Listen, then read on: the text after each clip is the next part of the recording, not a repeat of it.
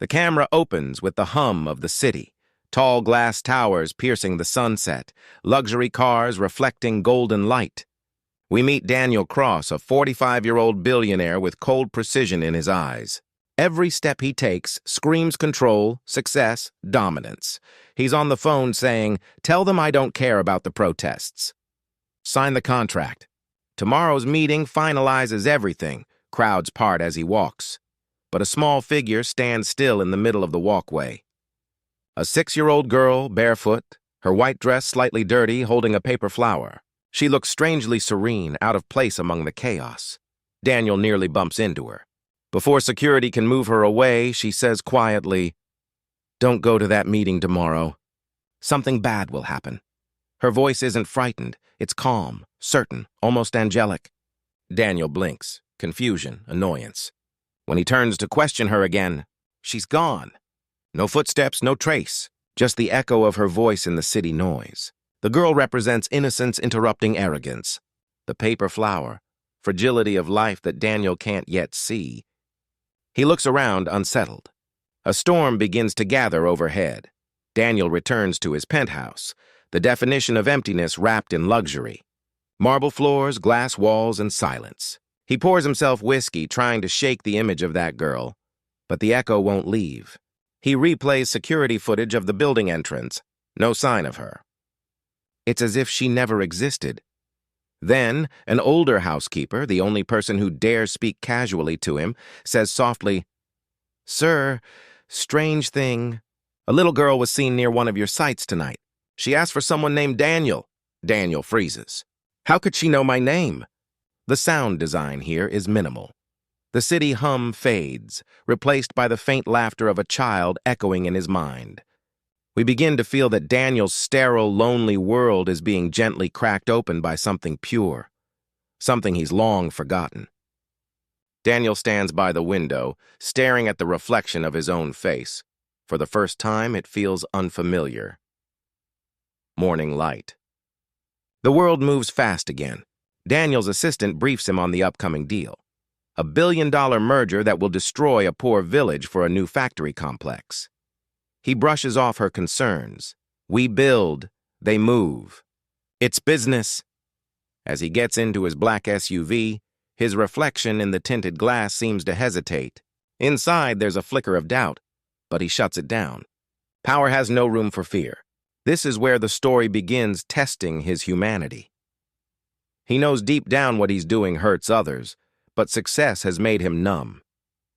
As the car moves, the camera pans to the corner of the street. The same little girl stands near a lamppost, holding that same paper flower, watching silently, lips moving as if praying. Her whisper, barely audible, "Please, don't go." And the camera cuts to Daniel's car, disappearing into traffic. Daniel's world begins to glitch, not digitally, but morally. At the airport, flight delay due to an engine malfunction. On the radio, news of an accident at another of his sites.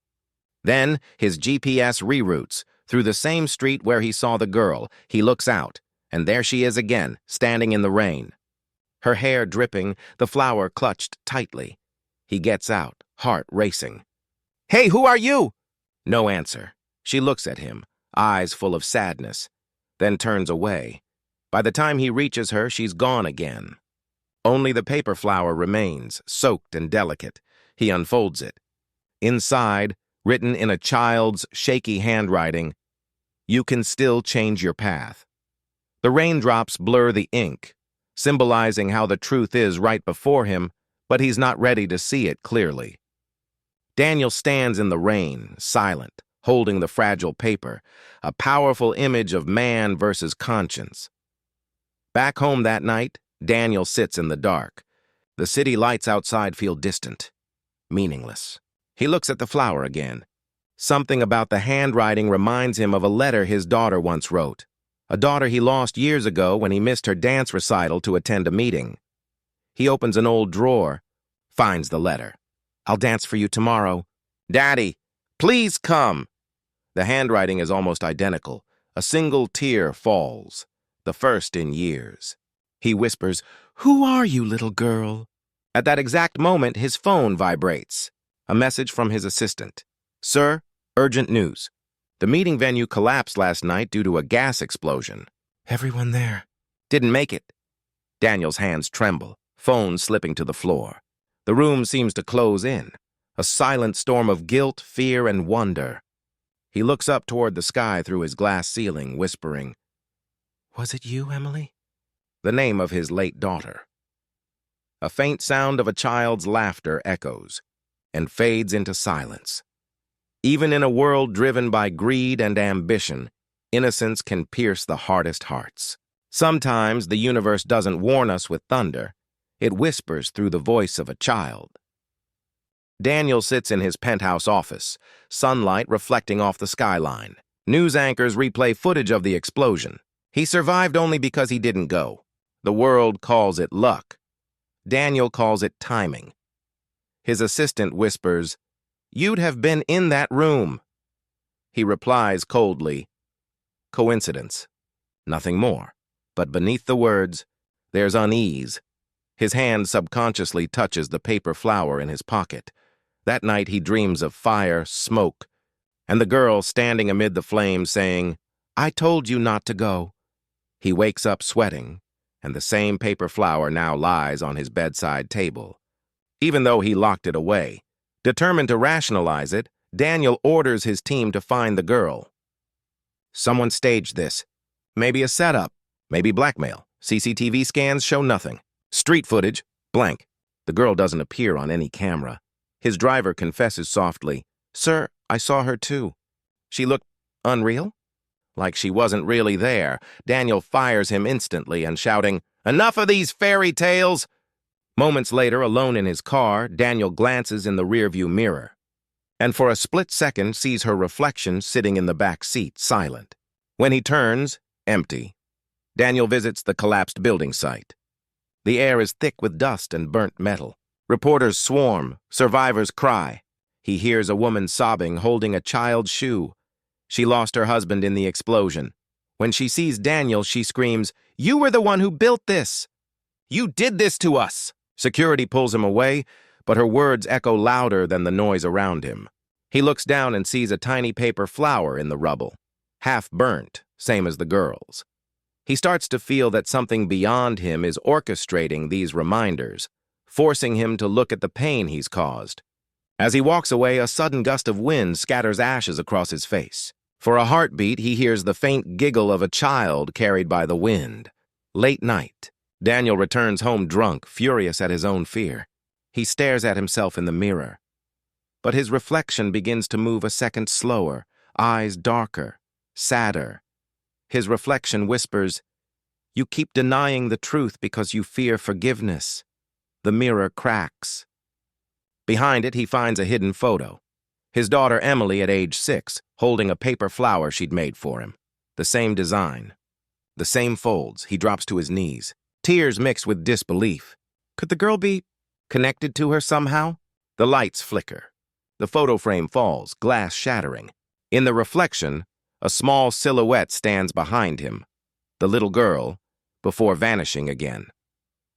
A week later, Daniel attends the memorial service for the victims.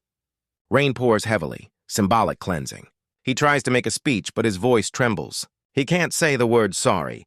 As he leaves, he sees a group of orphan children waiting for food under a broken shelter. Among them, the same little girl, dry despite the storm. She looks at him, holding out a new paper flower. This one pure white. "You can still help them," she says softly. When he blinks, she's gone again. But the flower remains in his hand, untouched by rain. Daniel finally whispers to himself, "Maybe. She's not warning me anymore. Maybe she's guiding me." The camera pans out, rain falling, city lights flickering, as the sound of a heartbeat echoes under the music. The most dangerous blindness is pride. The refusal to see what love, regret, and innocence are trying to show us. It's dawn. The rain has stopped, leaving the streets glistening like glass. Daniel stands at the window, staring at the white paper flower the girl gave him, still perfectly dry. He feels something calling him, a quiet urge he can't explain. He gets into his car and drives without a destination. The city slowly fades into countryside, into broken roads and dusty villages. Finally, the GPS, without input, stops rerouting at a small orphanage, half collapsed, barely standing. On the rusty gate, a paper flower tied with string. Visual tone, warm sunlight mixed with decay, beauty surviving in ruins. A nun greets him. "We weren't expecting visitors." "Are you here for her?" Daniel frowns. "Who?" "The little girl who used to wait at the gate every morning asking for a man named Daniel." Daniel's eyes widen. "She was here?" The nun nods slowly. "Yes, but she's been gone for months." The nun takes Daniel around the orphanage. Children play with paper flowers, the same ones. She explains that a few months ago, a small girl appeared after losing her parents in one of Daniel's company demolitions. "She never cried," the nun says softly. "She just kept folding flowers and saying, 'He'll come back to fix everything.'" Daniel feels the weight of every word. He asks, "What was her name?" The nun replies, "Emily." His world stops. Same name as his late daughter. Cinematic note. Camera zooms on Daniel's trembling hands, flash cuts of his daughter's laughter, then the orphan girl's face, both overlapping. Daniel asks to see her room. Inside, he finds dozens of folded paper flowers and one final note written in shaky handwriting. If he finds this, tell him, "I forgive him." That night, Daniel stays at the orphanage guest room. He can't sleep. He opens one of the girl's flowers. Inside is a child's drawing, a tall man and a little girl holding hands, standing in front of the words, "Rebuild the village." Memories flood back. His daughter Emily once told him she wanted to build homes for the poor when she grew up. He had laughed, saying, "Money doesn't build dreams, hard men do." Now, those words choke him. He starts searching his company records and finds shocking truth. The same land where this orphanage stands was once Emily's favorite place, a park she visited as a child. He unknowingly bought and destroyed it years later. The universe has been circling him back to where his cruelty began. As he stares at the blueprint, candlelight flickers, and the little girl's voice whispers from behind, "It's not too late. Daniel." He turns. She's there, smiling faintly, then fades away into the light. Morning. Determined now, Daniel walks through the nearby slum. People glance at him with resentment. They know who he is. He sees children without shoes, families living in tents near the ruins of his construction site. He feels the weight of every decision he made from his skyscraper office. He starts talking to them, listening for the first time. An old man tells him, "We didn't need much, just a roof and someone to care." Daniel breaks down, literally kneels on the ground. He realizes his empire stands on broken lives. Then, a small boy hands him a paper flower and says, "She told me to give you this when you finally came." Inside it reads, "Start again, not as a boss, but as a builder."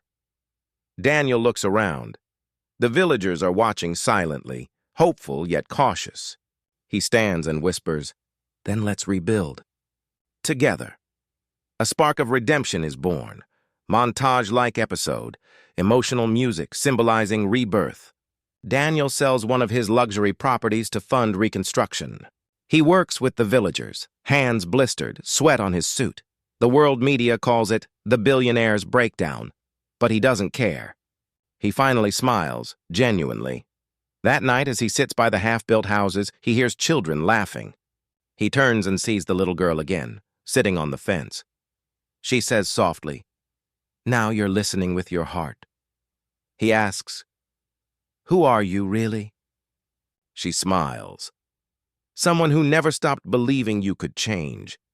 She drops a final paper flower into his hand, glowing faintly, and vanishes into the wind. Inside the flower is a single word written in tiny handwriting. "Thank you." Daniel closes his eyes. For the first time in years, peace. It's evening at the orphanage. Construction for new homes is underway. Children play in the dirt, laughter filling the air. Daniel walks into the small office to sign renovation papers and sees a photo album on the desk. Curious, he opens it and freezes. Inside is a faded photograph of the same little girl, smiling next to a group of orphans. But the date stamped on the photo is over a year ago. He flips to the next page, a newspaper clipping. 6-year-old Emily dies in building collapse. During illegal demolition, investigation closed. Daniel's hand shakes. She died during one of his own company's demolitions. He whispers, voice breaking. She's been dead this whole time. Thunder rolls outside. Night falls. The orphanage is quiet except for rain. Daniel sits alone in the chapel, the only light coming from flickering candles. His mind races, guilt, confusion, grief. He asks aloud, "Why me? Why did she come to me?" The candle flames begin to flicker violently. A soft, familiar voice echoes, "Because you stopped listening long ago." He looks up. The little girl stands at the altar, surrounded by warm, golden light. Her presence feels peaceful, not ghostly. Daniel whispers, "Are you real?" She smiles gently. "I was real once, but I'm more real now than ever." The divine often comes in the form of innocence, reminders of what we lost in pursuit of power. Tears fill Daniel's eyes as she steps closer, the candlelight glowing around her like a halo. Daniel breaks down completely. He kneels before her, a billionaire on his knees before a spirit of a child. "I destroyed your home. I destroyed my daughter's dreams. I don't deserve forgiveness." The girl touches his forehead lightly, her hand glowing faintly. "Forgiveness isn't something you deserve. It's something you choose." Flashbacks flood in, his daughter Emily running to him, laughing. The phone call he ignored before her accident. The nights he told himself success mattered more than love. He realizes that this little girl wasn't just a warning. She was a second chance to make peace with his past. As he weeps, she says softly, "You already saved me, Daniel. You saved all of us, by changing." Then she slowly begins to fade again, leaving behind a white paper flower glowing with golden light. The next morning, Daniel finds the glowing flower still on the chapel floor. Inside it, written in the same childlike handwriting, "You've rebuilt what you once broke, now rebuild yourself." He understands redemption isn't complete through charity, but transformation. He sells more of his corporate assets, converts his company into a foundation for rebuilding villages and funding education for orphans. The press calls him the billionaire who gave up everything. He doesn't care about headlines. He just whispers every morning, "Thank you, Emily." As he signs the final transfer paper, a gentle breeze passes. One single paper flower lands on his desk, though all windows are closed. He smiles faintly and looks upward as sunlight floods the room. The faint laughter of a child echoes once again. That night, Daniel returns to the orphanage one last time. Children are asleep. The sky is filled with stars. He walks to the old oak tree, the one where the girl first appeared. He finds a final letter tied to a branch. It reads, "You found me, and in doing so you found yourself. My name was Emily, like your daughter. Maybe that's why you could hear me." Tears stream down his face. He whispers, "Were you my daughter's spirit?" A soft wind blows, and for a moment he sees both Emilys standing together, the orphan and his daughter, smiling in the moonlight.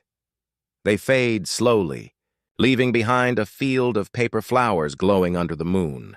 Daniel kneels among them, whispering, "I won't waste this second chance." Camera pulls up, aerial view, Daniel surrounded by glowing flowers, symbolizing rebirth and forgiveness. Daniel stands before the entire village and the orphanage children. The camera is low, so Daniel seems smaller than in the skyscraper scenes, deliberately humanized. Golden hour light, newly framed roofs half built. Villagers gathered, faces unreadable. Daniel holds the glowing paper flower she left him. The sound is almost a whisper, wind through loose boards, distant children humming. He steps forward, voice steady but raw. "I built my life on stone and glass. I forgot the people under the shadow of those stones. I promise I will not build like that again." He announces a formal, legal pledge. The company becomes a social enterprise with a binding charter that prioritizes community rights, safe demolition standards, and guaranteed rehousing. He signs the papers in front of everyone. Signing in public. Accountability. The paper flower placed in the charter's folder. Innocence, sealing the contract. Villagers murmur, some scoff, some cry. Daniel's hands tremble, but he holds on. As the papers are signed, a rival developer's black SUVs pull up at the village edge, representatives who benefited from Daniel's old methods. A man steps out smiling thinly and says into his phone, "This won't stand. We'll take the next parcel." Hook. Daniel trades his suit for work clothes. He refuses PR-only gestures, chooses sweat and calluses. Montage. Daniel learning bricklaying, teaching children to plant trees, sitting with engineers revising safer blueprints. Close-ups of calloused hands, laughter lines returning to his face. Music is hopeful but modest. He forms a hiring pledge, prioritize local labor, train former site workers, and create scholarships for the orphan children. He sits with the nun and a village elder, listening to real needs, water pumps, a community school, a clinic. A small boy hands him a lopsided paper flower and says, "You promised." Daniel kneels, meets the child eye to eye. "I promised." "We'll finish it. Together." Physical labor erases distance between giver and receiver. The paper flowers become construction tokens, each child's flower pinned on a completed home. News crews arrive. Some call it a PR stunt. Daniel refuses staged shots, asking only for honest footage of work, no speeches. He keeps his focus on results. At night, as the village sleeps, a stack of official notices is slid under the orphanage door. "Stop work order" stamped in red. Someone powerful is trying to halt the rebuilding. The camera lingers on Daniel's tired face as dawn breaks. Hook. The legal and political pressure intensifies. Former associates threaten him. Donors pull funding. Daniel must choose between easy retreat and a harder path. Courtroom close-ups, angry boardrooms, anonymous threats sent by courier. The orphanage lights stay on as workers continue despite the blockade. Rain returns, heavier this time, testing physical and moral resolve. Daniel faces a shareholder meeting where they demand he reverse the asset transfers. He stands alone in a room of suits. "If you prefer my old company, take it. But I'm not taking it back." He uses his personal funds to keep the project afloat and organizes local grassroots support. Volunteers arrive from unexpected places, former employees, small competitors, even a journalist who once criticized him. The rain-washing concrete mixers and the stubbornness of people who keep pouring foundations, a metaphor for perseverance under pressure. Daniel receives a late-night letter from the mother who lost her husband in the collapse, from Act 2. She writes, "We don't trust billionaires, but we trust the man who stays when others leave." He reads it, weeps, and steels himself. A midnight fire is set at the outskirts of the construction site. Sabotage. The cameras catch shadowy figures fleeing. Daniel runs into the smoke with villagers to save the stored building materials. In the chaos, someone yells, "Where's the girl? Where's Emily?" The answer comes in the wind, paper flowers drifting toward the charred wood. Hook. Against all odds, the village pulls together.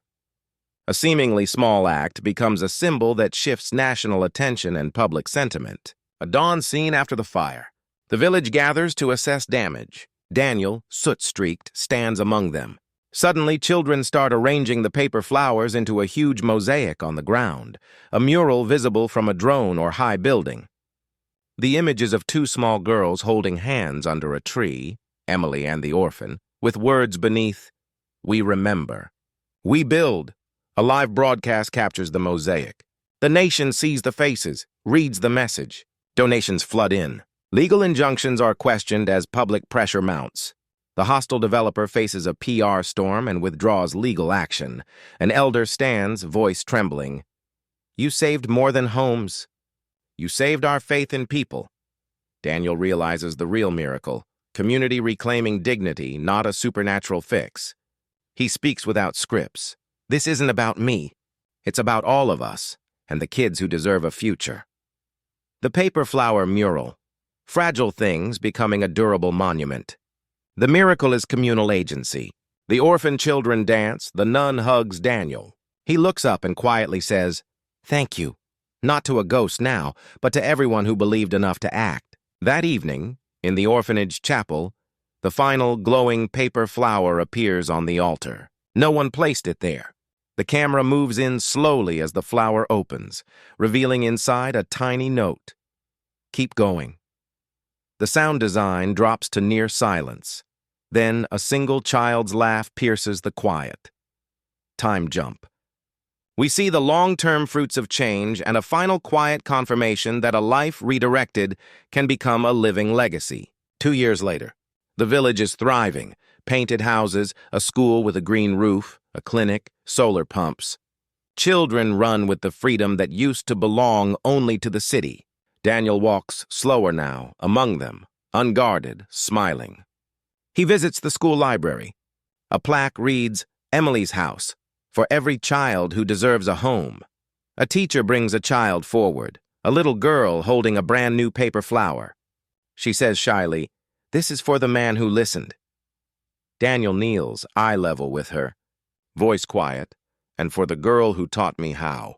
Flashbacks intercut. The first sighting, the paper flower on his desk, nights in the chapel, the mural. Music swells but remains intimate. The new village is the changed heart made manifest. The paper flower motif now appears as part of the school logo, innocence institutionalized as compassion.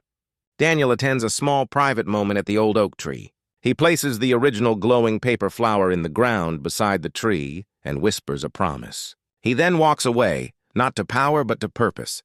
The closing aerial shot pulls up and away. The village, the school, children playing, the oak tree with a small ring of paper flowers at its base. The narrator says, "I thought I saved myself by changing my world. It turns out the world saved me by giving me a reason." As credits begin to roll, the camera catches a final detail. On a distant rooftop in the city, a small, solitary paper flower flutters in the wind, a reminder that change can start anywhere, and that every small act of conscience matters. Fade to black.